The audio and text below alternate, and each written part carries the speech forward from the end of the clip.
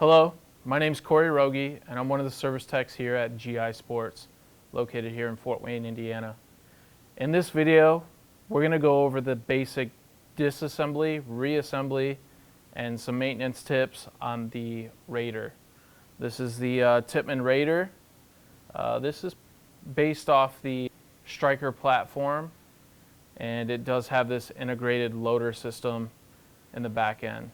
As you can see, this particular model has yellow grips, and this is the rental version of the Tippmann Raider. What you will receive in the package will be the owner's manual. You're also going to receive a small little maintenance pack, which will have Allen wrenches, spare O-rings, so on and so forth. And then you're also going to have your barrel cover, your barrel sleeve. All right. So we'll go ahead and set that off to the side for now. From there, we have the marker. This is the Raider. Like I said, it has the integrated feed system in the back here.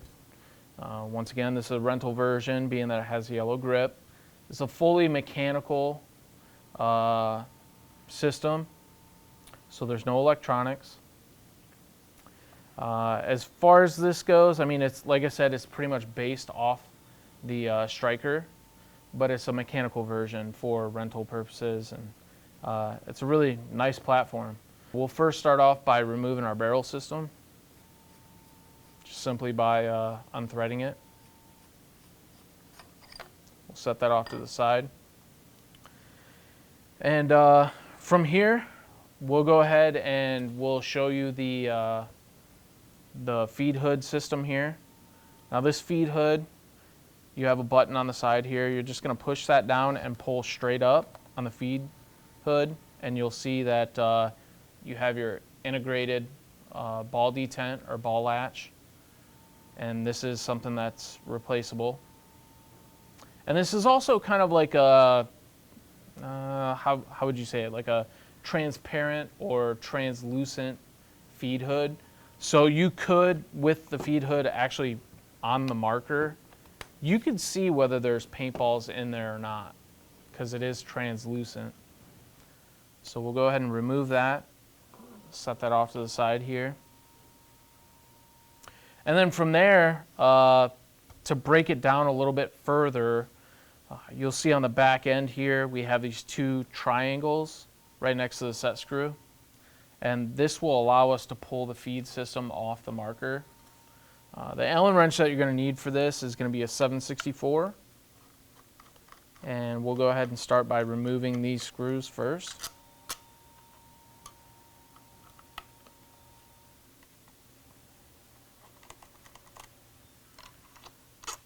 So you have those removed. You'll see that they're two different lengths. You have a short screw and then a longer screw. Obviously that shorter screw will go in the top and the longer screw will go down at the very bottom here.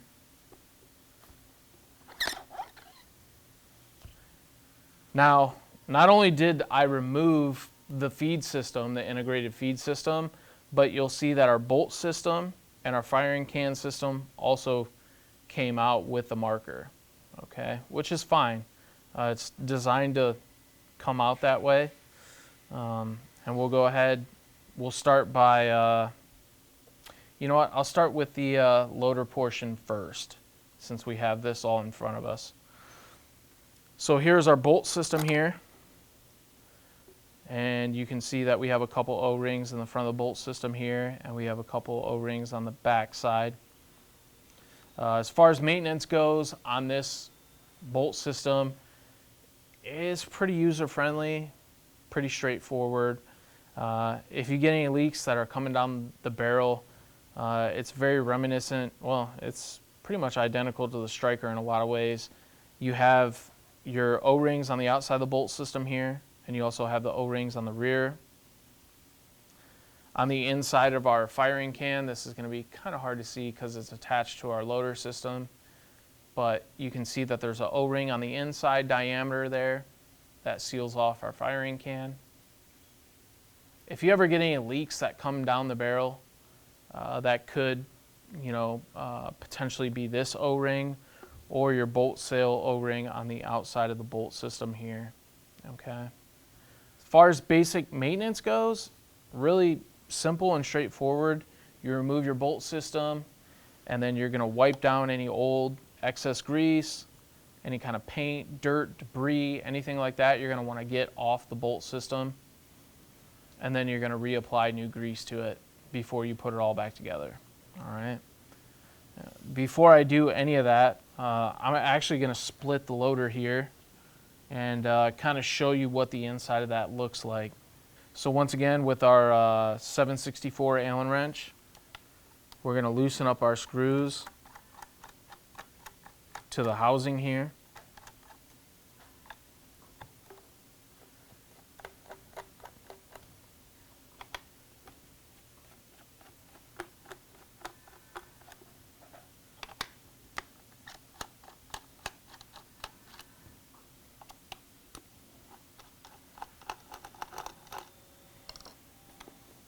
And I usually like to open up that lid just because it gives me a little something to grab onto. And then from there, you're just going to kind of jostle that receiver shell. And I like to keep all the screws inside this left half of the receiver, the shell, the marker, or the loader system, I should say. And we'll set that kind of off to the side here. And from here, you can kind of see how we integrate the firing can with the loader system. Now, this is a kind of a different system here in the fact that it actually has like a chain drive system, and that's what rotates the feed system and gets those paddles to spin. All right, and I'll pull that chain system out of there for you so you can see what that looks like. So we'll start by just kind of grabbing our firing can, and we'll pull that whole assembly out, and we'll set our right half of the feed system kind of off to the side here.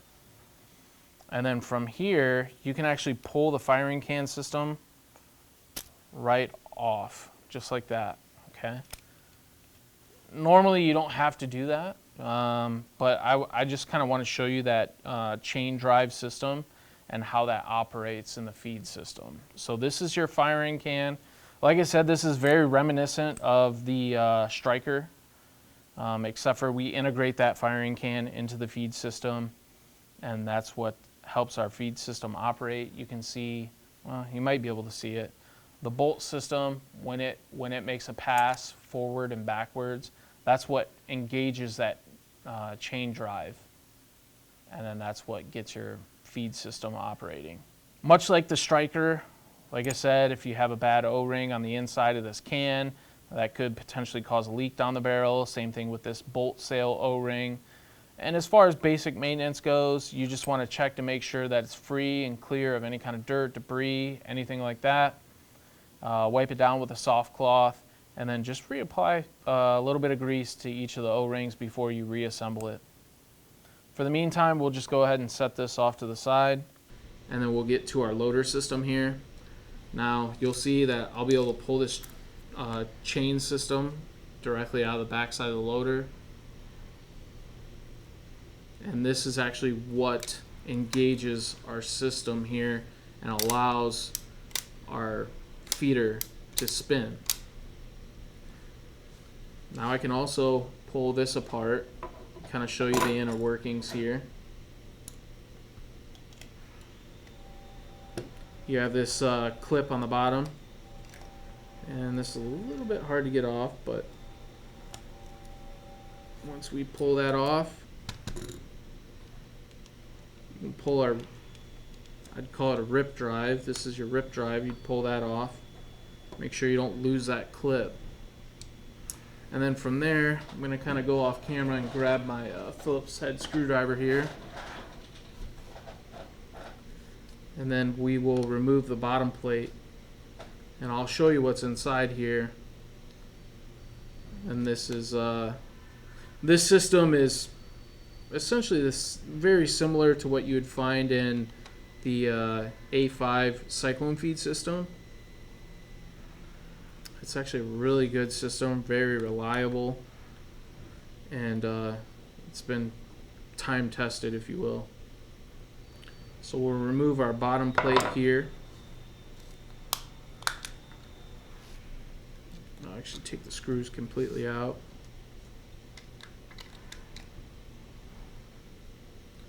So you can kind of see what's going on here. So very much like the A5 cyclone feed system, we do have a ratchet system along with a feed axle and then a ratchet spring. So it's very reminiscent of the A5 cyclone feed. Obviously these parts are not interchangeable, but you can see where this concept had originated from. And it's very reliable and it works really well. Okay. So now that I've shown you the inside of this feed system, we'll go ahead and start to put it back together. We'll reinsert our screws for the bottom plate there. Now this is just something I wanted to show you guys. I didn't, I mean, is there really any reason to take that apart? No, not necessarily. I mean, personally, I would never take this apart unless I absolutely had to. But I just kind of wanted to show you the way that that system operated. As far as these screws go, you want to make sure that you're not putting them down too tight.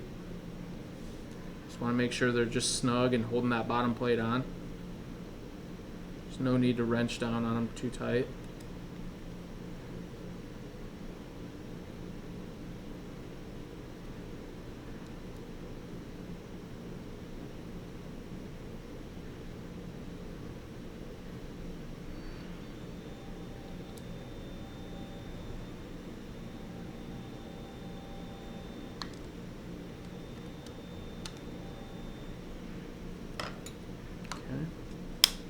You want to make sure that there's no gap in the feed plate down here. It's kind of hard to see, but you just want to make sure there's no gaps there and that the feed plate is completely attached. And then from there, we'll go ahead and put our rip drive back on, along with our snap ring here.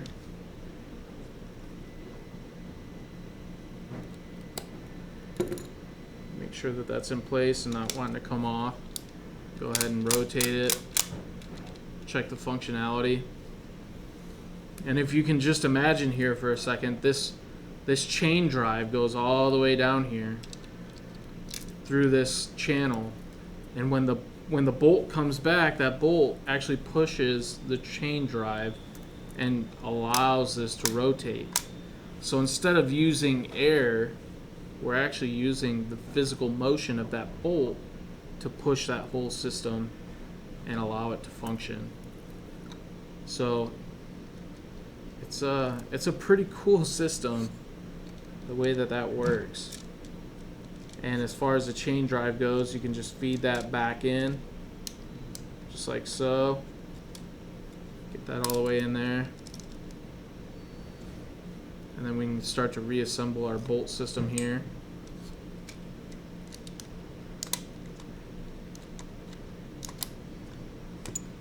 And then as far as the firing can or bolt can assembly, you just slide that back on.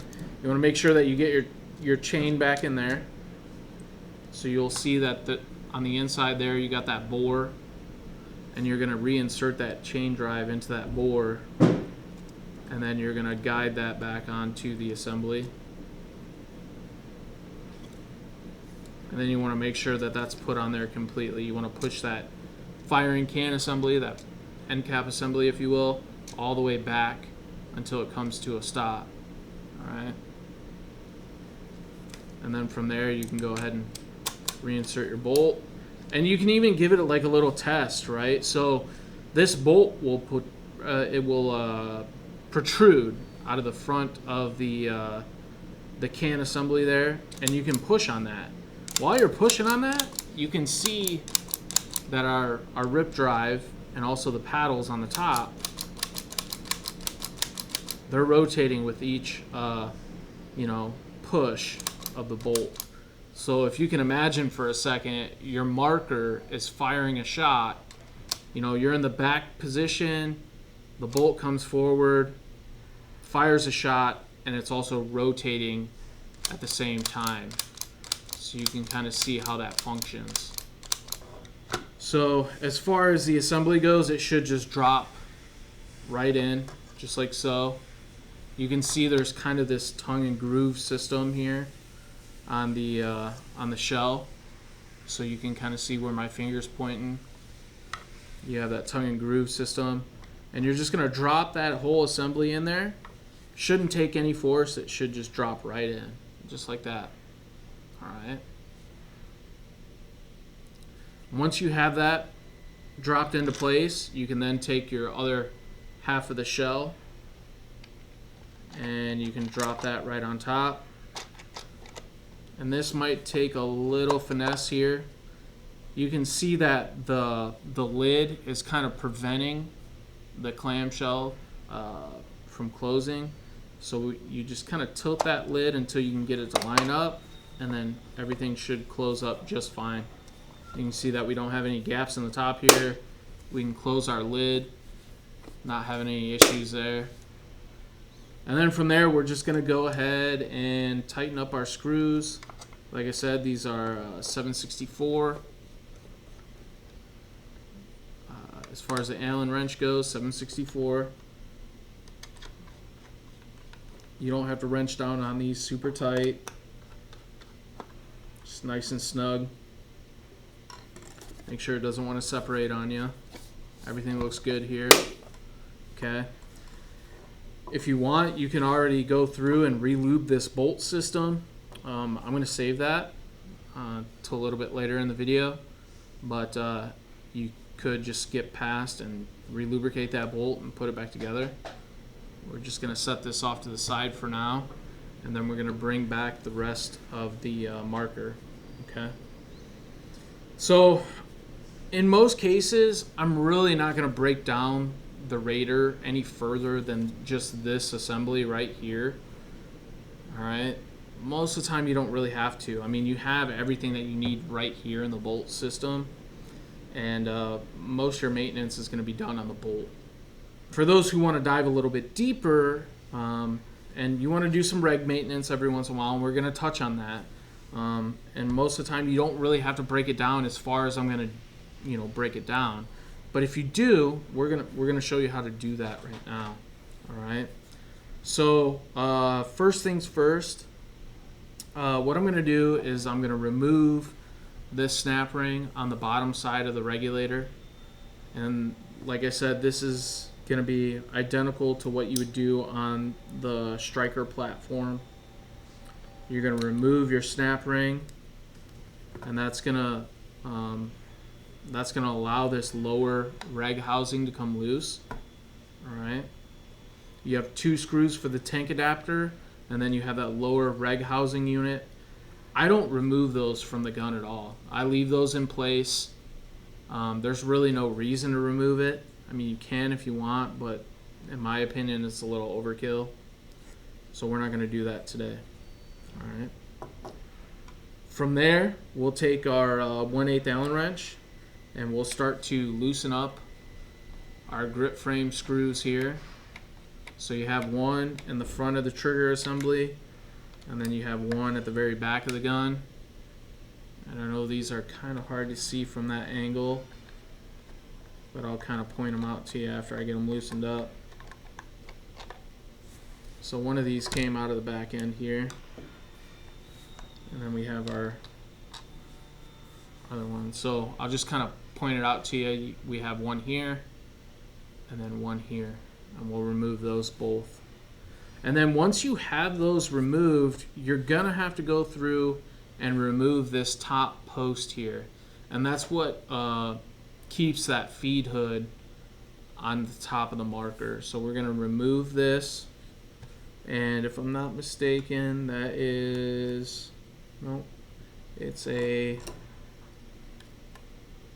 yeah, it's a 7/64. I thought it was a 1/8, but it's a 7/64. So we'll remove that post and kind of set him off to the side. And then from there, we should be able to pull out our whole top receiver assembly. Okay.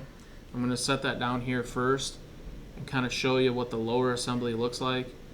Now, once again, this is a mechanical version, so there are no battery cables that are going to feed up through here like there would be on the Striker, okay?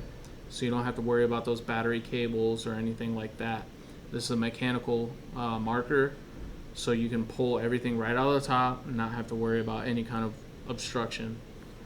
All right. And you can you might be able to see from the top side here that there's nothing else in there. That's where your reg would sit. And as far as the Striker series, you would have a battery cable that would come through here. But like I said, this is a mechanical marker, so we don't have that. All right, so there's really not much left here. We can just set this off to the side for now. And then we'll go ahead, we'll address the regulator assembly. We have our regulator assembly. And then you can see that there's quite a bit of difference here between the Raider, the mechanical marker, and then the Striker. You know, your Striker, it's electronic marker. It has a circuit board here, and it would also have a electronic solenoid. The solenoid on this marker is mechanical. Okay, so there's a plunger on the bottom of the solenoid that will redirect the air and allow that bolt system to operate. All right. So it's very reminiscent of a solenoid, but it's not electronically controlled. When you pull the trigger, you're actually mechanically moving that plunger and creating that system to fire a shot. All right. So as far as maintenance goes with this particular component, there really isn't much. I mean, you really don't have to take it apart or clean it or do anything like that. I leave that alone. All right, I don't mess with that at all. The only thing that I'm really concerned about in this area is the regulator housing, which we're going to address. All right, we're going to start by just grabbing the regulator housing and unthreading it from the top of the regulator body. One thing I will point out, just like on the Striker, you will see that there is a pressure relief valve system on the top of the regulator body here, and that pressure relief system is there in case you overpressurize the marker. It'll prevent you from damaging any other components inside the gun. All right, so if you crank your reg pressure up and you start to hear a leak from the front of the gun, more than likely you've reached that overpressurized setting, and this pressure relief valve is kicked in and now it's starting to leak. All right, so just kind of keep that in mind whenever you're doing any kind of service or maintenance on your marker. So we'll set that off to the side for now, and we're going to go back to our main regulator housing here. There's a couple different things that we're going to want to pull out of here and maintain on a somewhat regular basis. One of the main things being the regulator piston. If you invert the regulator body and just kind of give it a tap, you want to do it ideally on something that's padded like this. You'll get that to pop out, and you can see one of my shims kind of went off to the side there. Not a big deal. But we have our regulator piston, and that regulator piston, you have an O-ring on the top side of it, and then you also have your shim stack. This shim stack, it is orientated in a certain way, and you want to make sure that you don't get those shims messed up or flip-flopped or in a different orientation, because if you do, what will happen is you run the risk of overpressurizing the gun, and then you have all kinds of problems. So we will point out how to orientate that shim stack. That way you get it properly put back into place. If for whatever reason you're taking apart the reg and just the shims fall out and you don't know how they were stacked. So we'll show you how to do that. All right. As far as maintenance on the piston goes, pretty straightforward. You want to inspect the O-ring, make sure it's in good shape. You also want to make sure that there's no chips or nicks in the O-ring. You want to make sure it's free and clear of any kind of dirt, debris, anything like that. And then just wipe it down with a soft cloth and then reapply a thin coat of grease on that O-ring, and you'll be all good to go. Addressing the lower part of the regulator body here, we have our regulator adjustment cap on the bottom here. If I'm not mistaken, that is a 1/8. Yep, it's a 1/8 Allen wrench to adjust your regulator pressure, or a lot of guys will refer to it as a velocity adjuster. It's essentially the same thing. So we'll remove, there's an internal snap ring there that we're going to remove. So we'll go ahead and remove that. Remove our internal snap ring. Set that off to the side. And what I'll do is I'll grab one of my other 1/8 Allen wrenches here, and we'll remove our adjuster.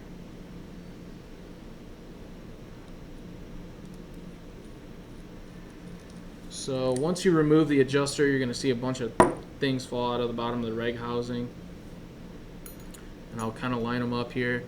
You have your regulator adjuster, you have your reg seat assembly, you have your regulator spring, you have this spacer, and also we'll call it a spring guide. And last but not least, there's an O-ring on the inside of the regulator housing here, and we're going to go ahead and get that out with one of our ball nose Allen wrenches here. Try to get him to fall out. There is a groove that sets in, and it does fit pretty snug. Alright, so now that we have that out, this regulator housing is completely empty. There's nothing left inside there on either end. So we have all the components out now, and we'll just kind of walk over what these components are and what they do. So we have our regulator seat O-ring. Our regulator, I guess I would call it a regulator seat O-ring. This is what seals on the bottom side of the piston assembly. So it'd slide over this piston assembly there and create a seal. Okay. And this is what goes in first for your regulator assembly. If you run into any issues where the velocity is very inconsistent, or you have a lot of guys would call it shoot down. You're firing the marker, you get a couple really good velocity shots, and then it just kind of winds down or dips down. It could be a result of that O-ring being bad, or possibly the O-ring on the piston, on the top side of the piston, also being bad.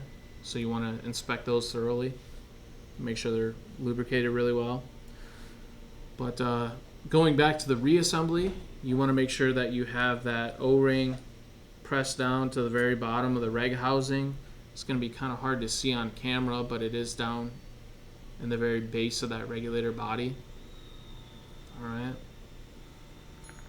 And once you have that pushed all the way down at the bottom of the regulator body, you have this brass piece. Kind of looks like a top hat. Alright. So one diameter is a little bit larger than the next. And this is, I would refer to it as a spring guide as well, because your spring will actually sit on the top hat. So just imagine you have this hat, spring is going to sit right on top. And then I like to use an Allen wrench, like this Allen driver right here, just to hold it together. And then I'll take my regulator body and just kind of put them together like that and invert it. And once you invert it, you can just go ahead and kind of push on the top side of the spring just to make sure that it's centered and to make sure it's seated correctly. And then from there you have your reg seat assembly. So on the inside of here you have your regulator seat, and then there's an external O-ring on the outside of that. So that seat assembly, you're going to drop with that black piece facing down. So just like this, you're going to invert it, drop it with the reg seat facing down. You can push that down in there with an Allen wrench like so. And then from there, you're going to grab your adjuster and you're going to put your adjuster in. And just go ahead and tighten that down. Now, whenever I'm doing any kind of reg maintenance, I like to turn the regulator down to the lowest setting possible. Alright? And on the Striker series or even the Raider series, like we have here, you're going to turn that reg all the way in and set it to its lowest setting. From there, you're going to put your snap ring back in place.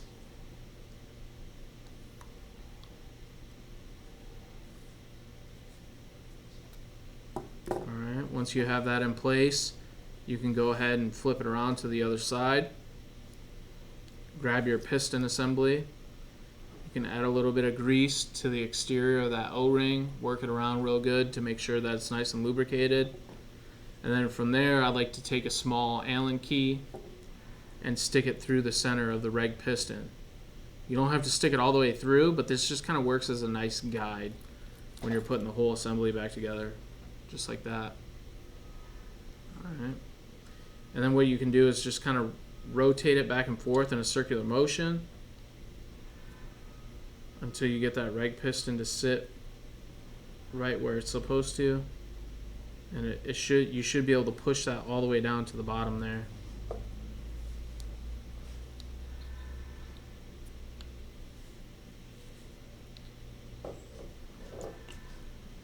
And we got that pushed all the way down to the bottom. From there, you can take your lower reg housing and thread that onto the top portion of your reg housing, just like so. And then that's pretty much the basic disassembly and maintenance of the regulator. Alright. I will kind of point out, since I just have it right here, you can see on the inside of that main body there, there's nothing in there. As far as maintenance goes, I mean, if you have broken paint in your breech, you can run, just a standard cleaning swab through there, just to kind of run it back and forth and clean out any kind of dirt, debris, paint, so on and so forth. So once again, you can kind of see straight through it. So, do I ever take this cosmetic shell off? No, I usually don't. I leave it as is and just kind of do all my maintenance from here. There really isn't any reason to take the mechanical solenoid off and remove all the body components. There's really no reason. Unless you have a bunch of paint in there or dirt in there, I would never do that. I would never take that apart. We'll go ahead, we'll start reassembling the marker at this point. I'll grab the lower receiver assembly and we'll drop that upper receiver into the lower receiver assembly.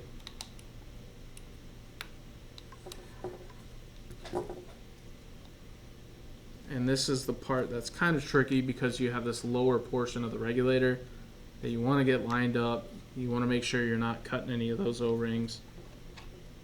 And it should slide together fairly easy here. Alright. And you just kind of want to check your work, make sure there's no gaps in the receiver on either side. Alright. There's a little bit of a gap there, but that's mainly because I don't have the screws in place yet. You're going to take this lower reg housing and push down on that. Make sure you have that seated. We're going to grab our snap ring pliers here and we're going to expand this snap ring and push down on the reg housing.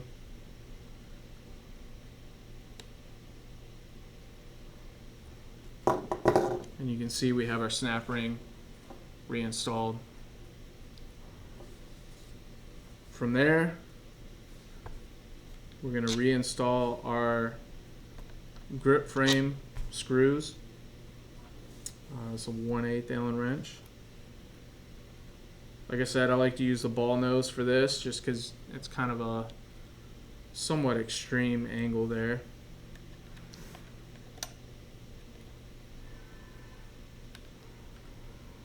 Tighten that up.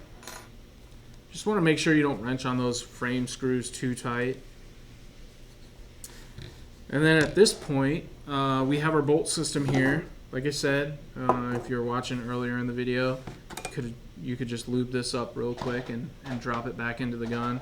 I have a little bit of Dow 33 kind of sitting off camera here. And we'll just do a thin coat of grease There's a couple areas that I like to do. I like to do those O-rings on the front. You know, your bolt sail O-ring. That's what a lot of guys refer to that as.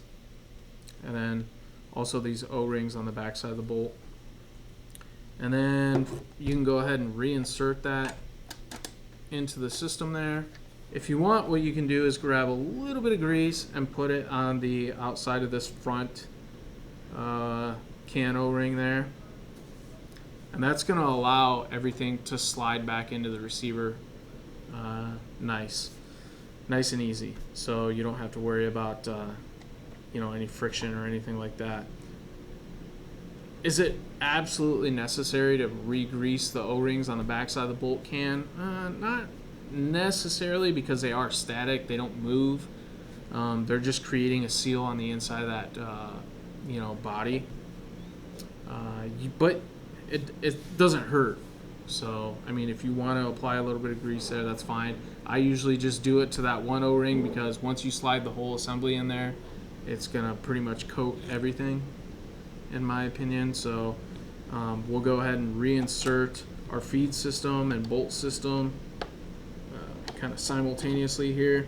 And this is a little tricky because, well, I'll try to get this on camera, but you have this tongue and groove system that's on the feeder right here, and also on this support rail. So you want to make sure you get those lined up, and then just kind of slowly slide everything back together. If you feel any major friction, then stop and kind of recheck your work. Make sure you're getting everything lined up correctly. Once you have all that in place, go ahead and reinsert these screws here. Like I said, the longer one is going to go down here at the bottom, and then you have a shorter one that goes here up top, and that's where those little triangles are positioned on the body of the gun. Okay. Now from there, we'll reinsert this post, and this is what engages with our feed hood.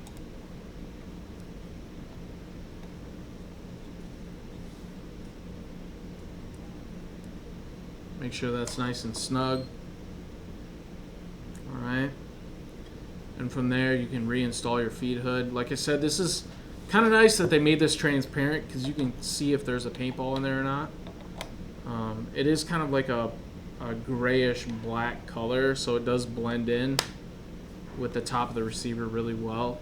But it's also transparent, or translucent, if you will. You can see in there to make sure that there's a ball in there or not. So that's really nice. We'll go ahead and reinstall our barrel. And that pretty much covers all the disassembly, reassembly, basic maintenance of the Tippmann Raider. If you have any other tech questions, need any technical support, you can contact us at our 1-800 number. Or you can also reach us through our website, paintballsolutions.com. Thank you.